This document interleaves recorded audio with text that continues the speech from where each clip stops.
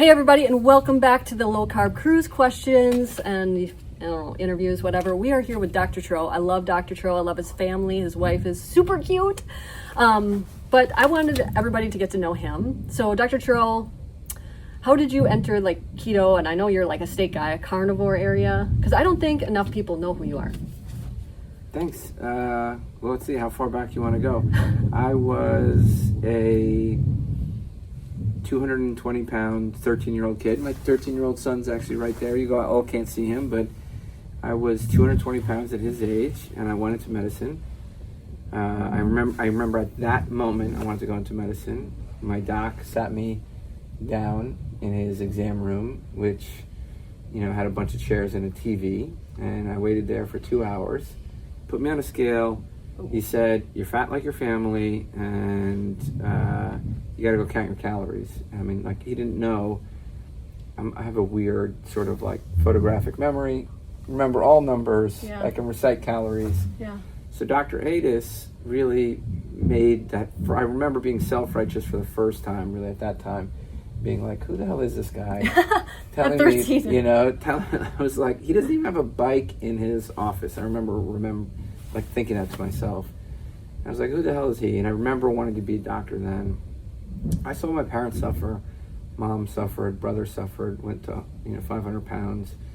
I went into medicine wanting to help my family and myself and sort of serve my community. Yeah. Then I got up to 350 pounds and effortlessly. I mean, like, it wasn't like I ate a lot. I had a ravenous appetite, always did, still do now. Mm-hmm. If you sit with me at the diner, you have like 6 steaks last night, yeah, right? Yeah, okay. Something like that. Still have a ravenous appetite. So for me, it was hard, like they tell you to eat small meals. Tried to do that. They tell you to eat whole grains. I mean, I can't tell me how many boxes of Raisin Bran I went through, how many whole wheat pieces of bread I ate. Like, I mean, it's not like I tried to like necessarily limit. Like, had intense shame and guilt. So I wanted to limit what I ate because that was my concept of losing weight. Yeah. But I tried to do what they wanted me to do, which was eat the rice, eat the cereal, eat the whole bran, and I just found myself ravenous and 350 pounds. Mm-hmm. And then, my wife, who you mentioned, basically, like, she knew how to play me like a fiddle. Oh, geez. Yeah. So at that time, I was like chief resident, and she's like, "You scored 90th percentile on your board exam. You can't figure this out." And she's playing me like she's a smart, lady. And so she kind of used my doctor arrogance against me, I guess, at that time, and went and found all the luminaries. Eric Westman. I started with the medical literature. Read every paper. Yep. I read every textbook on obesity. I got obesity medicine certified. Then you see low carb is superior, and that's where I started. I was like, okay, if I have 2 drugs, I'm going to do the drug that works better. Yep. And in my case, low carb was my drug. Hunger went away, or hunger at least decreased. And that's where I started. And then, you're like, okay, your whole life's changed. You lose 150 pounds. I had to change the way I practice medicine. And now we have a nationwide, medical practice. Throw it out there. Where can people find you? Yeah, Tor.health, You're based out of New York. Based out of New York, 50 states. And, we built this practice like we don't want to let anybody go. So we have remote scales, remote blood pressure cuffs. We use ketone meters, CGMs, and it's not that like anybody has to use any one of these. It's just, if you're interested in it, it's all there, and it comes into us, and we can just keep an eye on you, sort of like your car. Like, you don't have to check your tire pressure. You just kind of let go by the little warning sign, and then Tesla calls me and says, "Hey, maybe you need a service." Tesla. I got Elon Musk is. I got a story for you. So with the ketone meters, like, how do you feel about ketone numbers? With all of it, it's education. Like, you can't hold yourself to any number, even like a scale, right? Like, I'm gonna travel, I'm gonna get on a plane. If you check my weight before the plane, I will be 6 pounds heavier within 24 hours.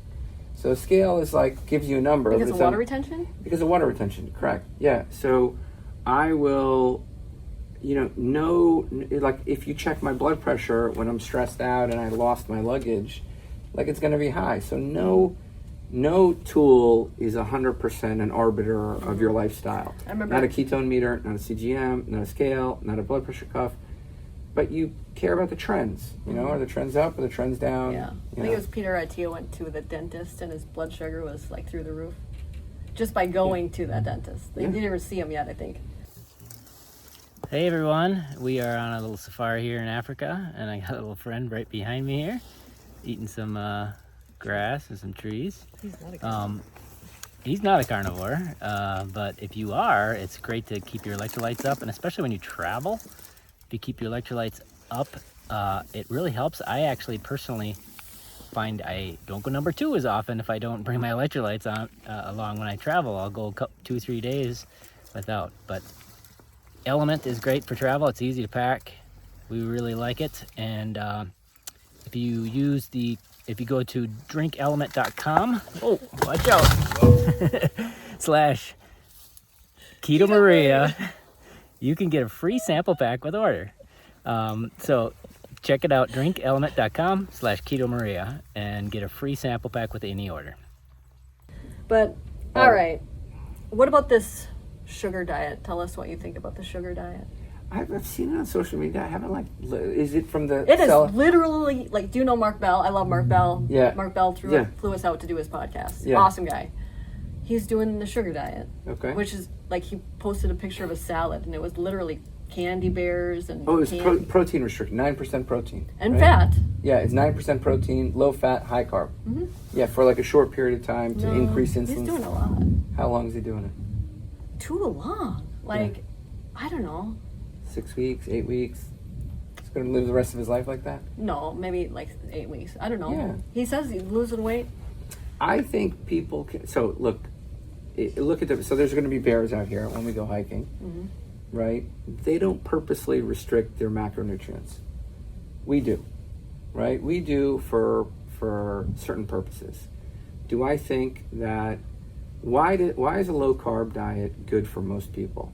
It's because we're largely overweight, we're largely have metabolic syndrome. Yeah. It doesn't mean that that's the diet for everybody forever. I mean, I firmly believe that if I had cancer, I don't know, I may go low protein. Mm-hmm. I don't do low protein now. Right. I'm very high protein compared to many of our counterparts, right? Like, I am very high, I know you're very high protein. I'm not very high fat. If I had seizures, if I had migraines, I'd switch them. Yeah, my fat would be higher. Right. Like, I don't, if I had MS and I had nerve repair to do. What about extended fasting? So that's another thing. I do maybe 1 or 2 extended fasts a year. Do you? I don't do any. Like 3 years. I mean, I have a weight accumulation problem. I have a gut, my gut needs any sort of rest it can get. So I have to incorporate. So you do it for weight purposes? Weight, and also just resting my gut. Like, I don't think my body, and again, this is just my assumption, I have no data, but I feel good when I do a 3-day fast once a quarter or twice a year or something like that. If I didn't, I won't work out when I do that. I won't do intense cardio when I do that. It'll be like a deload time for me. But I don't feel like, there's people who say, well, it's going to take away your wrinkles, or autophagy is going to, work out. I don't believe in fear. It just feels good. It feels good for me. Yeah, the whole autophagy thing, work out, you're going to get the same. Autophagy. It's showing that the same benefits from exercise. I think, for people who, like you and me, who've been through the sort of eating disorder roller coaster, you have to be careful. I don't recommend it. Yeah, so I think you have to be careful. But for me, let me tell you, a 3-day break is But same with a OMAD. godsend, Same with OMAD. People push it, only eat one meal. They basically binge to the point where they don't feel good. I don't know. I lost a lot of muscle doing that too. Yeah, So- well, 100%. So, like, most people in my clinic, if you say OMAD, they're going to end up at 1.5 MAD, right? And you know, I'm a big believer in I'm a huge believer in intermittent fasting. Yes, me too. Right, and I Right. think the idea is flexible fasting. Anybody who goes too rigid, I think you're ending up in sort of chronic caloric restriction and all of its problems. Yeah. Right? So I like the idea of fasting and feasting. The bodybuilding community loves the idea of fasting and feasting. Mm-hmm. They have reverse diets. They have cut periods where they're basically eating nothing, high protein. So I think that's like two areas that come together, but there's no science that tells me, you know, fasting and feasting is better than caloric restriction or Right. or both. Well, if you think about like this whole idea of, you know, our ancestors fasted and stuff, but they were opportunistic. If they came across a strawberry patch, they were like, "Ooh, this is a fasting day." Yeah. Yeah. Yeah. So that's the thing. There's no other animal that purposely restricts. Right. Not even dogs, not wolves, not even obligate carnivores will eat plants. Mm-hmm. Like, so I mean, I'm not dogmatic about it either. I'm, it's not the dogma. I'm just saying we don't have the answers. I don't have the answers. No. You know, I think I do what's best, what feels good for me. Mm-hmm. And there's some patients that I have, I'll tell you, going back to the fasting, you know, they will eat, you know, strict carnivore, high protein, that doesn't work. They try high fat, it doesn't work. And then you tell them, okay, let's do a 5-day fast and let's do sequential lipid levels. Mm-hmm. I mean, I've seen it with my own eyes. A 250, like flat CGM for months. They're low carbing, right? They're sending pictures of their meals. No Our health dairy? coaches are looking at them. They've cut out dairy. They're just doing maybe veg and protein, right? Maybe even no veg. Some go straight carnivore. Will not lose weight. Trigs will be high. And then you have them do sequential fasting. And then the trigs come down. I can't explain it. I don't know. Like, I mean, it's not everybody. Right. I'm like, most people, all they need is low carb. You know, some people, high exercise volume. Most people, I think, do better with a little bit higher protein. I think the long-term carnivore people end up trending higher fat, and they probably should revert. Do you test people's numbers doing that high fat? When you say numbers, what do you mean? We test everybody's number. We're like the numbers testers. Probably have the most data Trigs. outside of Verda is our practice. So I've noticed Yeah. when people do high fat, when they're putting sticks of butter on a ribeye, their triglycerides go through the roof. Those are people with LPL deficiency usually. So there are plenty of those people. Plenty of those people. It depends on how much they're fasting, what they can get away with. So Yeah. so like, let's say if you have a steak with if you have a ribeye with fat and you had a continuous triglyceride meter, your trigs would go through the roof probably That's for not like what I'm 6 talking hours. about, yeah. Yeah. No, what I'm saying is like your trigs would go through the roof for 6 hours. Let's say you have like an LPL issue or some other sort of mutation, that'll extend out. So you'll go up to like 1,000 and it'll take like 12, 24, 36 hours Yeah. to come down. I mean, like if you want to go in the nitty-gritty science, you know, 100% I've seen those people, they should be doing a low carb, low fat diet, right? Or if they don't want to go low fat, they have to extend out their fast. They got to pick one, Right. you know? But like this, it's tough for the layperson. Like, it's tough for you out there to like do that. You can't do a lipid level every day. Right. Like, you need a doctor who's on board. Like, it's Right. tough to figure that out if you're, Yeah. Doing it yourself. you know what I mean? Like, if you're doing, and like asking your doctor for 5 lipid tests, it's Right. going to be, Okay, talking about lipids, how do you feel about cholesterol? how do I feel about it? What do Yeah. you mean? People came up to me, or they asked after my presentation, like my cholesterol is like 290. Yours is? No. Oh, okay. People in the audience. Like, Oh, okay, yeah. My doctor says it's super high. It's like, I don't think it's high, but let's talk about the breakdown, right? Yeah. So I think like the first thing I would do if I had high cholesterol is figure out, okay, who I am, right? Am I older with known plaque, or am I Right. younger with no plaque, right? Or where am I in that spectrum, right? So if I'm like, I have, you know, a 77-year-old patient who has a 0 calcium score, and she has a cholesterol of 290. You think I'm telling her to cut down her? No, there's no way. I'm not like, you do you, you know? Right. She doesn't do processed food. She doesn't even do processed meat. She eats plenty of vegetables. Who am I to say what her cholesterol level should be? Right. I mean, she's outperforming 90% of her peers as is. But then let's like do the flip side. You know, you have somebody who's 44, and I have patients like this. They have a CAC with over 1,000, and they have a cholesterol that's 300, and every single family member has died before the age of 60 from heart disease. Well, maybe I care about your cholesterol just a little bit more. Right. You know, so I think the plaque is what gets me worried, not about cholesterol, about everything. Like, so that person, I'm not just worried about cholesterol, which I am worried about. I'm worried about remnant cholesterol, their triglyceride level, their HDL, their weight, their blood pressure, their stress. I mean, I care about that person's stress. Yeah. You know? What do you say about a carnivore who's been carnivore for over 5 years? If anything, they're underweight. Not me, I'm not talking about myself. And they have very, very high cholesterol. Super high LDL.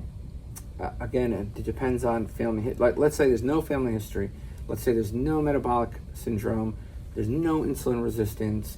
Calcium score is 0. I put an ultrasound on their neck, and there's no carotid plaque. There's no plaque in their femoral arteries, which we do in our office, and we send people to do nationwide. Then I'm not really concerned. What if they also get fatty liver? That would be, well, I would first ask why they're getting fatty liver, right? So, is it alcohol? Nope. Are they gaining weight? Nope. You know, is there some sort of supplement causing fat? You know, they don't take any supplements. I know this person personally, and you Yeah. do too probably, but they do extended fasting a lot because it's the only thing that makes them feel better. So extended fasting usually decreases liver fat. That's what I thought. Yeah. But he was looking into it and said, you know, he's just wondering because, you know, I know chemicals that you're putting on your skin, everything can affect that. I mean, and any supplement would be the thing I'd Swimming look at, in pools, right? The fatty liver? Yep, I've seen it. Yeah. Swimmers, lifeguards getting fatty liver because of the chlorine.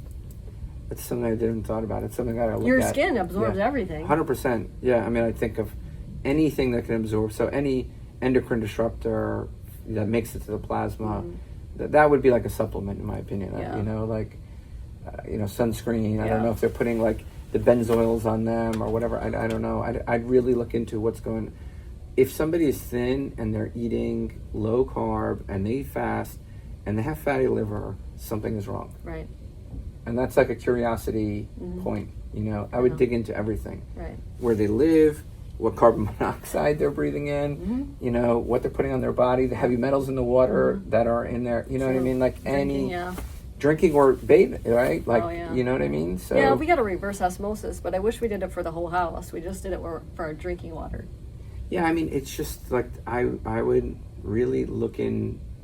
I would be so curious. That's it. Yeah, like, I don't have the answer, but I would search for the answer because that would be an anomaly. Right. That's like a 1 out of 1,000. We can talk more after this, after your excursion. But Yeah. I don't want to take too much of your time. One more question. Yeah. You have so many patients around the world, around the States. What is one testimony that really stands out for you? Inspire others right now. Yeah. Honestly, the one that probably stands out the most is a young kid, probably the youngest patient I took, 16 years old. So just like as a background, we have, 3 docs now. We got a PA. We have 4 health coaches. We're hiring our 5th. We have a big team. It's coming on 16 people right now. Nice. We help people all across the United States, ordering the CACs, the ultrasounds, everything from cancer screening, full body MRIs, gut microbiome tests, anything you can imagine we do. We work with employers too, so if you're out there and you have a corporation that cares about their employees and their employees' health, like reach out to us. We now work with 8 or 9 companies. This was a family member, so it was a corporate. We had a corporate client, and they get free care to their employees. Their employees come see us, and their dependents also get our help. Nice. And he was a 16-year-old kid, great kid, struggled with weight his whole life. His parents struggled. His parents, both the parents had bariatric surgery. Both the parents were on, GLP-1 inhibitors, and they wanted more for their son. And they knew me, and they said, "Can you help can you help our son out? And, you know, he lost, you know, he paired him with a coach. We sort of taught him how to eat. You know, basically everything in your cookbook. There's nothing new, you know, you can't patent low carb. Everything that's in your books is there, right? Everything that you teach is really there. I'm just a foodie at heart. Yeah, and we gave the kid a way to address his cravings that was just a bit healthier than the modern world. And he lost 100 pounds. And this has now been 3 or 4 years. He's kept it off. Nice. And yeah, that's probably the most that's like easing suffering. Yeah. You know, and Such a young person. Yeah, I mean, I could tell you more. Like, we had another employee wellness, you know, patient that came to us to lose weight. Her and her husband lost weight, but we remotely diagnosed. She had her own medical team out in New Orleans or wherever, and we diagnosed a case of parathyroid cancer completely remotely that had probably been there for years. We looked back at all her calcium levels, which were elevated, and we were like, hey, has your doctor said anything about your elevated calcium levels? Checked her parathyroid hormone, and diagnosed, you know, parathyroid cancer. It's cases like that all the time. I had a case of a patient recently, young lady, 44-year-old carnivore, and you know, like this in our space, and I think you probably see this, we're a little medication and doctor averse, and you know, we're alt think, and you know, we think a little bit different, and you know, she didn't want to go to her you know, traditional medical doc. Basically got mad at every question she asked, and you know, we were able to diagnose breast cancer in her very, very early, and I mean, it was a miracle. After they performed the surgery, they looked at the cancer. It was the worst type of cancer you could have, but I think just somebody like listening to her and not telling her like, we're kicking you out, and just being like a sounding board that, you know, we're used to patients challenging us, and we also challenge ourselves. Like, you just challenged me. You're like, you know, could it happen in fasting? And then you brought up this idea of like, you know, what about things that absorb transdermally? Like, if I'm a jerk about this, you know, like, I'm not going to learn anything, and the patient's going to be so pissed off, right? Like, but if you're a little open-minded and like, wait a second, you know, like, even though it's not common, that kind of makes sense. Like, I mean, there's something to it, and you're willing to be curious. Like, now there's a relationship, right? And they don't teach this in medicine. You know, it's like, you know, your Google search doesn't supersede me. It's so bogus. So if, like, you know, Dr. Laura Buchanan is another doctor that works with me. You know, she was the valedictorian of her class. She scored in the 99th percentile on her board exam. And she's the most humble, curious, creative thinker I've ever met. You know, and all of our team is like that. Every single one of people on our team, like, you know, we have somebody focused on addiction, somebody likes fasting, somebody likes high protein, somebody likes high fat. Like, we just want to get people healthy. And I think that's, like, those are the testimonies. Even our people are all 100-pound plus losers. Yeah. Like, every single person They've experienced it, the have hardships. felt hardship. And I think that's the testimony. I remember what I was going to ask you, if you have time. Yeah. Okay. I think, disagree on this. Okay.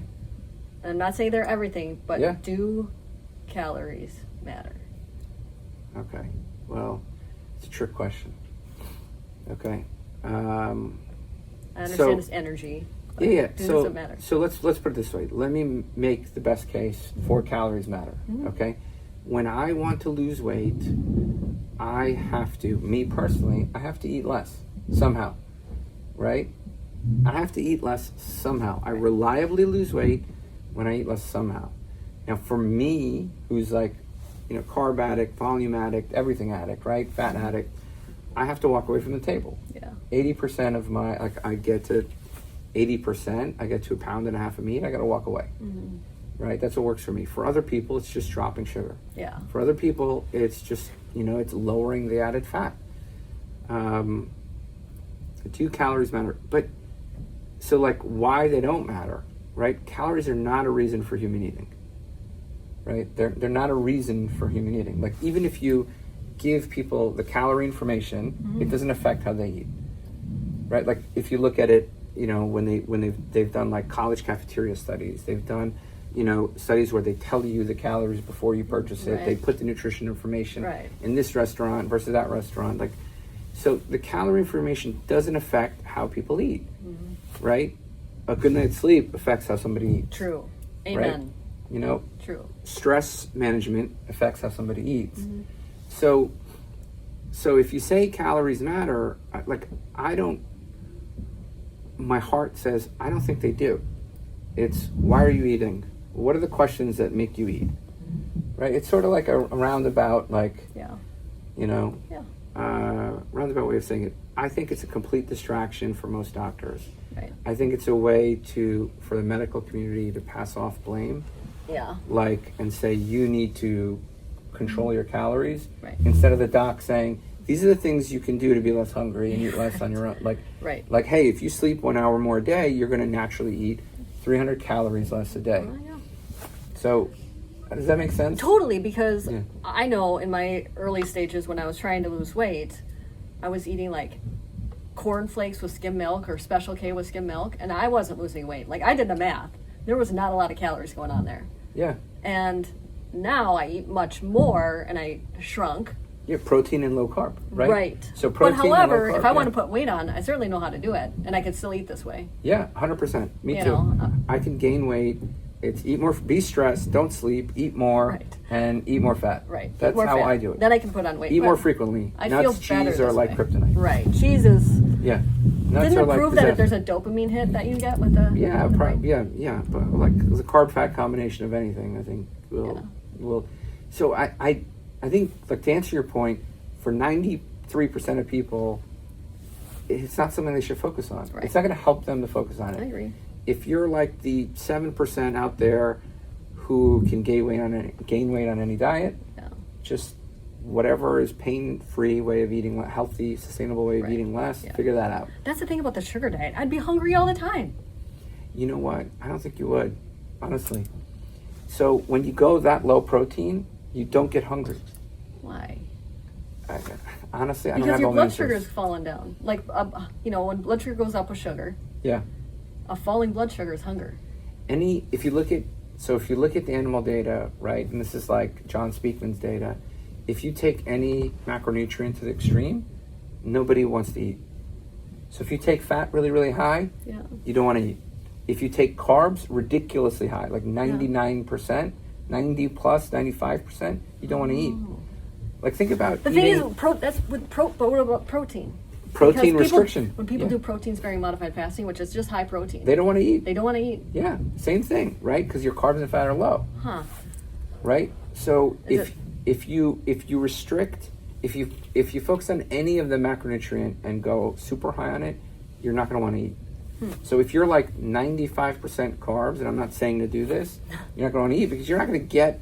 A benefit? Well, let's just think about all the fat soluble vitamins. Yeah. Yeah, I mean, look, bottom line is, I'm not saying to do any of these, but if you're looking at appetite only, which is what my talk is about, appetite, if you take any macronutrient and you go to 95%, you're not going to be hungry. Okay. Well, there's a tip for everybody. Yeah, don't To do end it, your though. hunger. No, I'm just kidding. Yeah. Will you be Don't on do the it. low carb cruise next year? I hope so. Hope I so. love it. I brought We my hope family you guys here. come on the low carb cruise with us. Please too. do. Please do. It's And where so can much fun. everybody find you? You're on. Tour.health. Tour.health. Yeah, we have an app with 15,000 people. We have a great sort of, the app is a gateway to our medical community. We have docs, metabolic docs, and coaches that have lived it. Yeah. I mean, your coaches have also lived it. We'll and have that link below though for everybody too. Thank you. Awesome. Appreciate it. We need help. Honestly, that's the other thing. We need help. I volunteer for the SMHP. I have never taken a speaker fee. I've never taken, we have a Wow, podcast. really? I have a podcast with 10, we've had over 10 million downloads on the podcast. We've never taken a sponsor. Wow. We've gotten tons of, so I've tried to stay clean. So love you it. all out there who need help, I love it. as a doctor, I feel like you should be, right? Yeah. And It's not always true. yeah, and so we've tried. So we need your help. So if you need great care, Yep. Pass it on. yeah, Pass we're it on to there. other people. We hope to see you next year, everybody. When I was 16 years old, I was diagnosed with PCOS, acid reflux, depression, and IBS. Instead of taking those prescription drugs, I decided to change my life with food. Yes, food healed me, and it's healed so many of my clients over the past 20 years of working with people. If you are interested in transforming your life, check out KetoMaria.com. I'd be honored to help you.